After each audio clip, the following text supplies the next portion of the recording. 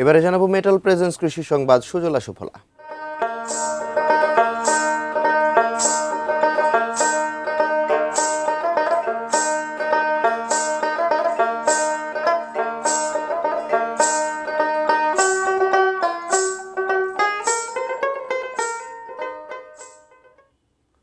ফেলে দেওয়া আনারসের পাতা থেকে তৈরি হচ্ছে পুষ্টিকর পশুখাদ্য সাইলেজ।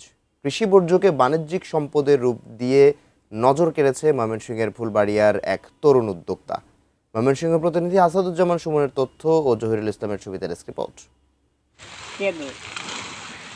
ময়মনসিংহের ফুলবাড়িয়ার মোহাম্মদ আসাদুজ্জামান আসাদ আনারসের পাতা থেকে তৈরি করেছেন পুষ্টিকর গবাদি পশুর খাদ্য।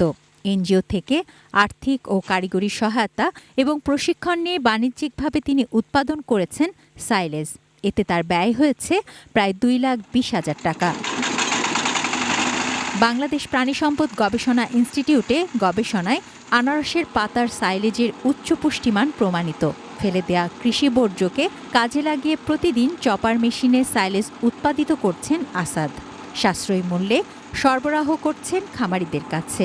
একে দেশের ডেইরি ও প্রাণী সম্পদ খাতে নতুন সম্ভাবনা হিসেবে দেখছেন এই উদ্যোক্তা। তখন দেখছে যে এটা বিক্রি করা যায়, আসলে সফল হয়ে গেছি, তখন থেকে এখন আর মনে করেন যে কেউ কোনো কিছু বলে না আর কি। আনারস কাটার পরে আনারসের যত আগাছা আছে এগুলা পরিষ্কার কইরা আমরা ক্ষেত থেকে সংরক্ষণ কইরা পরে এগুলো আমরা মারাই মেশিনের মতো করি, ছোট ছোট করে ক্ষুদ্র করে এটা বাঙ্গাই।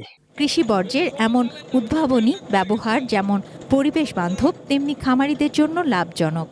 এ ধরনের উদ্যোগ ছড়িয়ে পড়লে কৃষি ও প্রাণী সম্পদ খাত আরও সমৃদ্ধ হবে আশা কৃষি কর্মকর্তাদের। মানুষ বুঝতে পারছে যে এটা একটা লাভজনক এবং একটা খুবই উপকারী জিনিস। সেক্ষেত্রে এটা আমাদের যে প্রাণী সম্পদ অধিদপ্তর আছে তাদের পক্ষ থেকে বিভিন্ন খামারিদেরকে প্রচারণা করার চেষ্টা করা হচ্ছে। ভ্রাম্যমাণ চপার মেশিনে প্রতিদিন 4 থেকে 5 টন সাইলেজ উৎপাদন করছেন আসাদুজ্জামান আসাদ। এয়ারটাইট বস্তায় সংরক্ষণ করলে এই খাদ্য প্রায় 6 মাস পর্যন্ত পুষ্টিগুণ অক্ষুণ্ণ রেখে ব্যবহার করা যায়। তুনাজিনা তনু, ডেস্ক রিপোর্ট, ETN নিউজ।